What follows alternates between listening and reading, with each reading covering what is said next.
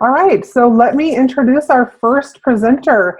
She's going to be talking to us today about You Can't Hit What You Can't See, deorbiting small-scale space debris using non-contact methods from the Colorado School of Mines. Welcome, and you can start whenever you like.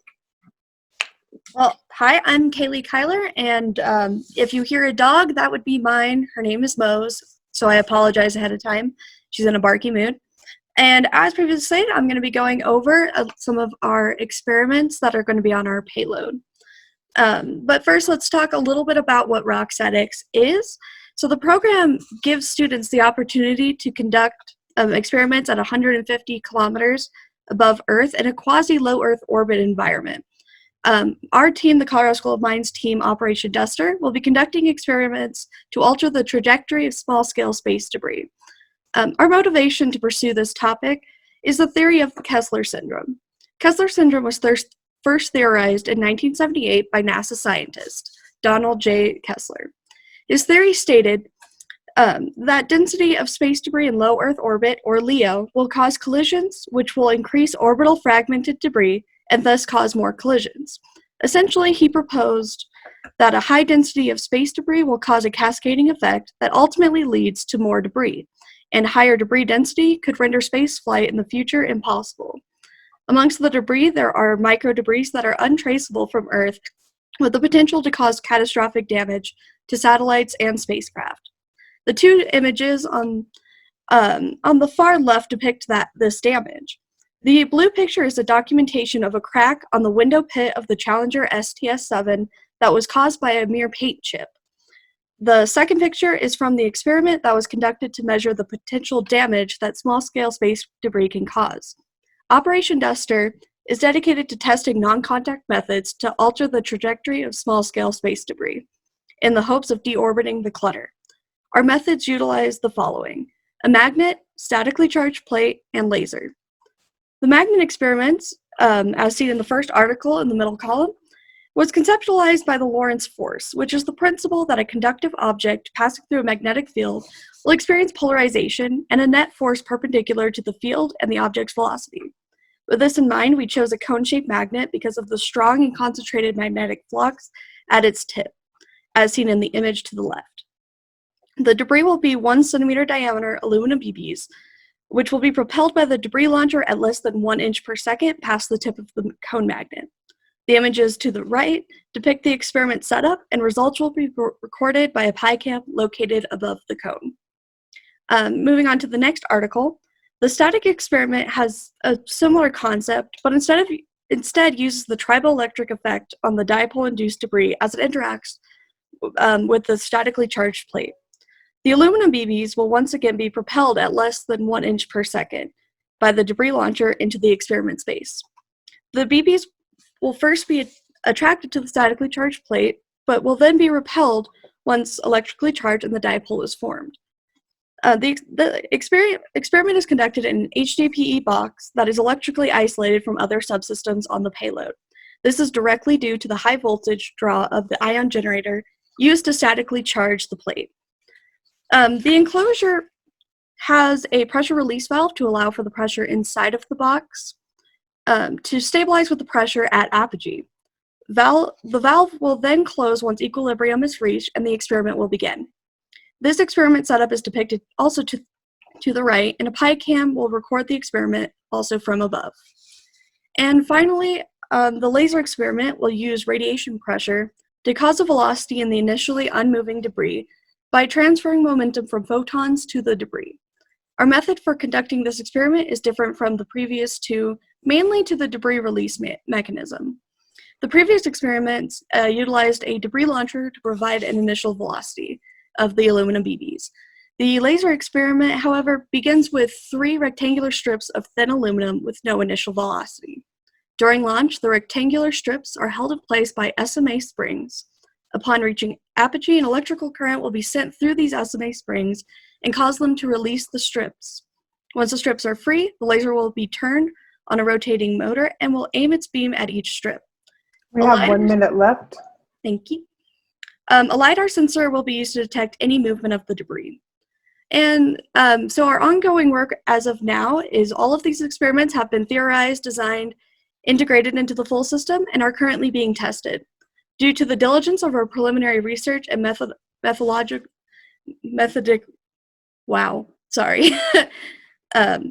methodical bench testing, we are confident all experiments will perform as designed to significantly alter the trajectory of our simulated debris at apogee. Subsystem and full system tests are underway. The following tests will be conducted prior to launch: mechanical component operation test, shake test, software finalization, and temperature tests. If you have any questions, I am here to answer. Excellent. Thank you very much. I will stop the share just so we can all applaud you. So congratulations, that was a great presentation. I am now opening the floor for questions from judges, please. Yeah, one quick question. Just once the aluminum BBs go through the field and are directed otherwise, what happens to them? How can they not end up coming back and messing with, or continuing to mess up the experiment? Is there some place where they get captured and held? So for the static experiment in particular, we do have a sticky mouse pad that will be capturing the debris. For the magnet experiment, it is basically open air.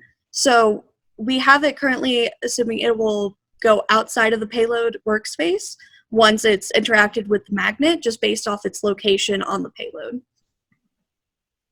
Okay, thanks. All right, any other judge questions? I have a question. Have you been able to do any research in correlating removal of ocean debris to see if it can be applied to deorbiting space debris? We actually have not looked into that, but that is actually a very interesting concept to look into further. As most of you probably know, a lot of deorbiting things will end up falling into the ocean. The debris scale we're working on, though, is small that once it's deorbited, it will burn up in the atmosphere.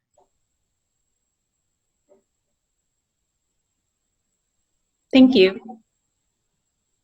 Any other judge questions, please? I'll speak up here. So you've done a bunch of bench tests of these experiments, and the goal of your actual launch is to verify that it works at apogee or in a microgravity environment. Is that correct? Yes, sir. Okay, great. So you're photo documenting all of the tests. Any other data collection to verify that your experiments are working? For the laser in particular, we're using a LiDAR sensor to do this. Okay. As of now, our only method is going to be the video recording, and then back when we're on ground, we're going to do the preliminary or the post analysis of that data. Right. So you're capturing debris on a few of the tests with the sticky tape or whatever you described. The articles that you can't capture, you're just relying on video capture more or less to see if they deflect or perform as you expect. Okay.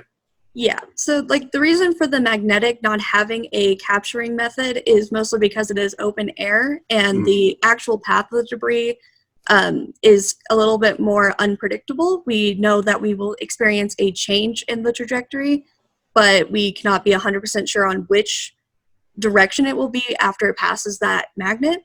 So the PyCam is located above the tip of the magnet, so it can look down and see if the debris had moved, and we're going to be using a software to track that. And in your bench testing, are you doing anything to try and simulate this like apogee physical environment, or are you just trying to verify that in the presence of like full gravity that things are working right?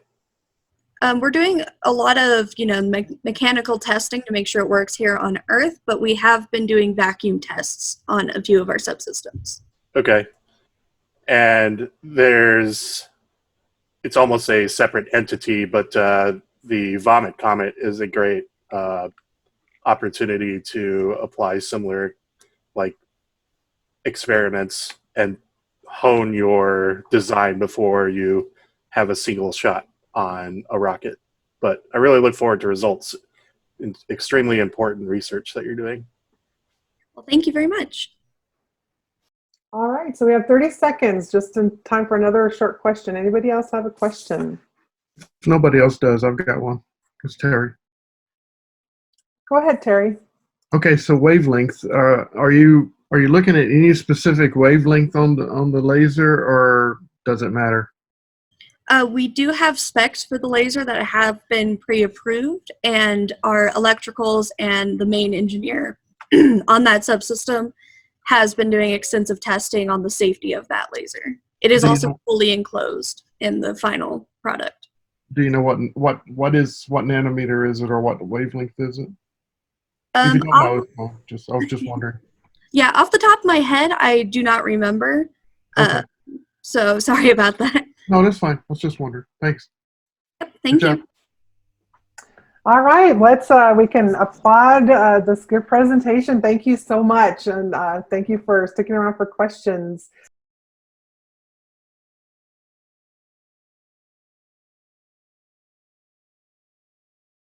You're ready. Well, hi, I'm Kaylee. If you hear a dog, that would be Mose. I apologize beforehand if she barks.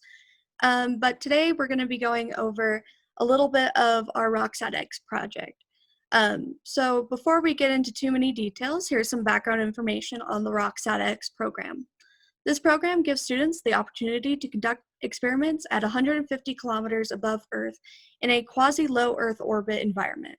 By doing this, they are giving undergraduates and teams a low-cost access to space and allowing us to make meaningful observations through our experiments. Our team has dedicated our payload to the experimentation of non-contact methods for deorbiting small-scale space debris. However, we are also stretching our limits through the addition of extension booms, pun intended, as seen in the full payload image across the center of the visuals. The addition of these booms provide the team with not only more workable space, but also a unique engineering challenge. The two booms operate as a communication system. However, the mechanisms that initiate their movements are vastly different and pose their own challenges. So both booms had to meet a certain criteria in order to be in compliance with the RockSatX guidelines. First, none of the deployments can exceed a speed of 1 inch per second in order to ensure safety of not only our mission, but also the safety of the other payloads. The booms and their retracted states must also fit within the defined workspace on the payload. All movements must be well tested and proven reliable, especially because one of our deployments is approximately 4 feet long. This particular deployment needs to have a high level of confidence in its retraction because its length can cause complications to the rocket's mission. The two booms have been called by our team the payload antenna and the camera boom, and I will reference them as such. The payload antenna is used to send images back to base, while the camera boom will be capturing images of our payload, curvature of the Earth, and the rocket. So starting with the payload antenna, which is depicted in the leftmost half of the center visuals, we will be focusing our attention there for now. The payload antenna is the smaller of the two and extends only 5 inches off the side of the payload. However, it includes many moving parts along with the extension. The antenna's balloon is fully collapsible and is folded up when the payload antenna is in its retracted state. This was accomplished in the design of the folding method of the balloon and the payload's antenna's encasement. The balloon serves as a body to house SMA cable ports, as well as the moving antenna arms. The balloon has 4 of these folding arms attached to it by hinges. These hinges have tension springs that will pull these arms to open position during during the extension of the payload antenna, as seen in the top left image. The encasement of the payload antenna is multifunctional as a housing for the lead screw and motor assembly that enables the extension, seen on the image on the top right, and as the method of holding the antenna in its folded position during launch. The extension, as previously stated, is enabled by a lead screw and motor. A brass nut is press-fit into an elevator component that can move along the lead screw as long as the brass nut has restricted rotation. This elevator component has a rectangular piece that acts like a mounting platform for the antenna and guardrail to prevent the rotation of the elevator component. There is a channel on the side of the enclosure that this rectangular piece can travel along that restricts its rotation. This channel also allows for the indication of the boom's position through limit switches on either end of this channel. The folded position is shown on the bottom left, and to its right is an image that shows the internal structures of the boom. The right bottom image shows the encasement has an exit hole for the payload's antenna and acts as a restraint for the antenna arms when the payload antenna is in the retracted position. The arms are allowed to move as it moves away from the encasement to its full deployed position. Now moving to the right half of the center visuals. This will be the section with the camera boom. Unlike the payload antenna, this extension boom has no additional moving parts other than its extension. The challenge for this extension is the length in which we hope for it to reach, which is 4 feet long. In order for this boom to be on the payload, it must retract to a length of 6 inches and have a maximum diameter of 1.75 inches. When the boom is fully extended, it must also support a 360-degree camera on its end. A 3D printed prototype of this design is shown in the top image, and you can see the camera boom has a telescoping cylinder design that allows for the boom to collapse to the desired retraction length of 6 inches and extend to its full length. Each cylinder has an outer edge on one side and an inner edge on the other. These edges allow for each consecutive cylindrical section to interlock with each other when fully extended and prevent sections from slipping out of each other. The method of extension is a very long compression spring, a cable-wound spool, and a DC motor with a worm gear assembly, as seen in the bottom image. The second image shows the retraction position of the camera boom. The next image shows the extended position of the boom. These two images together depict how the assembly works in unison. The cable-wound spool is attached directly to the DC motor.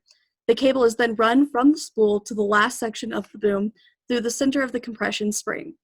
When the boom is fully retracted, the cable is wound around the spool and the spring is fully compressed.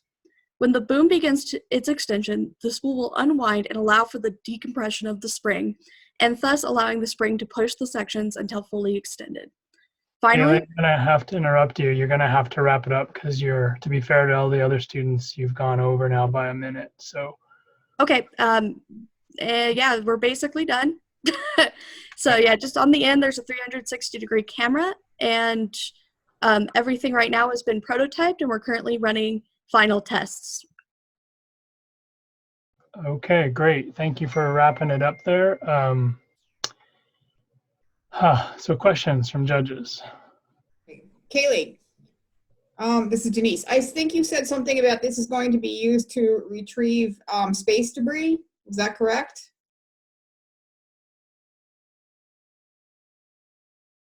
Oh, she's been muted. Okay, there we go. There we go. Yeah, so this particular aspect of our payload is not going to be directly with those debris collecting mechanisms. This is more of a side experiment that we wanted to incorporate. So along with these 2 extension booms, we have 3 other experiments on deck that will be experimenting with the collection and deorbiting of space debris. Okay, thank you. Yes, thank you. Hi. I had a question about, so what sort of safeties are you putting into your design to make sure that your deployment occurs at the right time in the mission? I know that you can't deploy too early, right, and you don't want to wait too long, so what are you guys doing there? So for the antenna boom, we are specifically having limit switches, so we know when it's in a retracted position versus its full extension. The camera boom has a little bit more of a difficult time with that aspect, but we have another limit switch that will detect if it's, on the payload or fully extended. And a lot of it is going to be timer events through our coding with our onboard systems. So we are mostly just focusing on getting these as tested as possible to have as close to 100% confidence in their movements. Great, and I'll say one piece of advice. I'm very familiar with rockets at X. I would think about having a way to retract everything manually, either by putting a power supply or something like that. If you don't have that capability, things go wrong in the different tests, especially out of Wallops, and you want to be able to make sure you can refold everything up consistently. During testing, we actually do have mechanical switches that will prevent both of these from deploying during testing. So we do have a fail-safe in that aspect. And then once in apogee, they both have mechanisms for retracting prior to deorbiting. Cool, thanks. All right, do we have any other questions?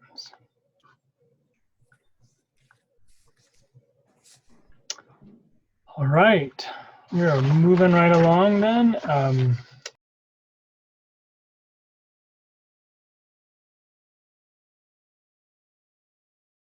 Operation Duster proposes 3 different methods to deal with this issue by altering the trajectory of the common particle size of under 1 centimeter through non-contact techniques.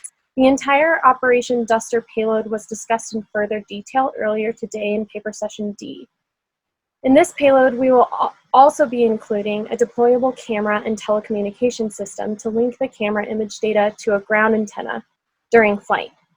Kaylee and I will be discussing the telecommunications system, striving to receive a picture similar to the one seen at the far right. In order to retrieve space images in real time, there will be a deployable antenna on the payload. It will be deployed at 1 minute and 24 seconds. Once the data is transmitted from the payload antenna to the ground antenna, it will accept the signal and the computer will interpret the data. As to achieve high directivity, the payload antenna has a Yagi design using copper rods. It will operate through a Wi-Fi transceiver in the ISM band frequency of 2.4 gigahertz, requiring less than 1 watt of transmit power. The MATLAB directivity models are shown in the methodology section here. The dark red shows the higher decibel region created by the Yagi design. This will be directed outward from the payload towards the Earth. The antenna required a unique casing to allow it to extend outside the payload during apogee, which Kaylee will go into further detail. So the extension of the payload antenna is going to be enabled by a lead screw and a motor.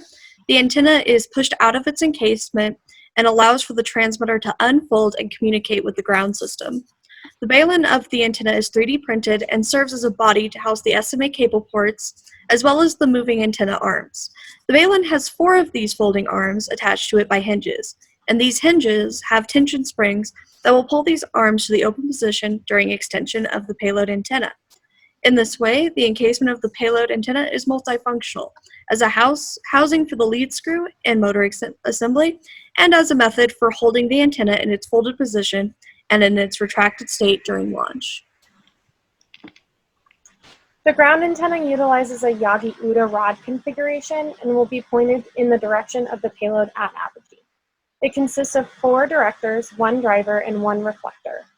The driver is connected to SMA receptacles, a low noise amplifier, a coax cable, and then finally to a computer.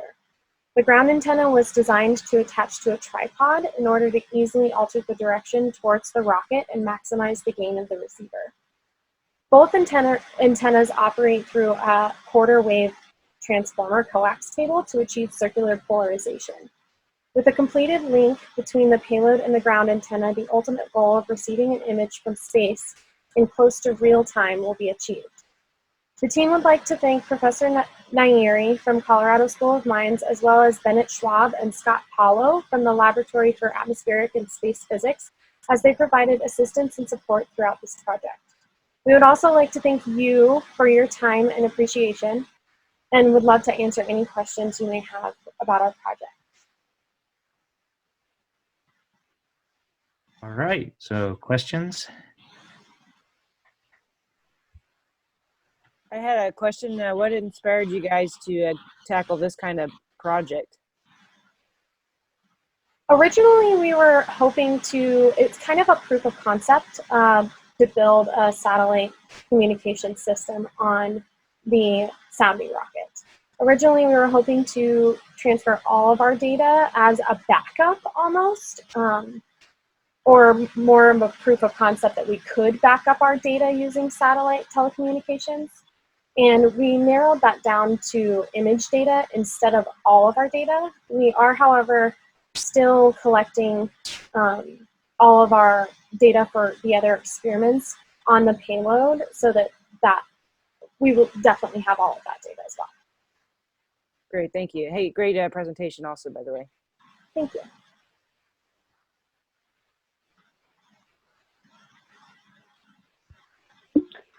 So as you guys were going through the design and development, albeit you're not there yet, what sort of testing are you going through to ensure that this deploys properly when you're at Apogee? And what sort of measurements are you able to make to validate that it deployed properly? So in the design of the payload antenna, we are incorporating limit switches on either end of its fully retracted and its fully deployed positions. So we are going to be using these to track and make sure that everything runs properly. If for any reason we get an indication that, like for example, we're in launch and it's not in a retracted position, or it begins to extend too quickly, we can cut off that subsystem. And so we're also just focusing a lot on this boom to make sure that it is reliable. So this one in particular is getting a little bit more extra attention when we test. Gotcha. Thank you. That's a good question.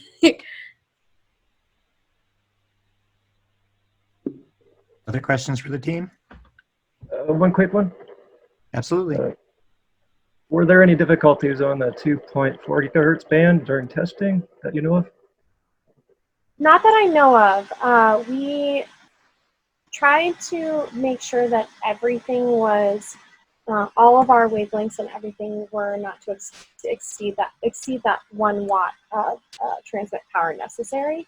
And so that was our main concern. And then all of our wavelengths that were chosen for the designs were focused to adhere by the acceptable transmittable wavelengths.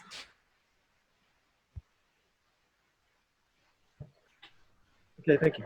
Does that answer your question? Sorry. Yes, thank you. Perfect.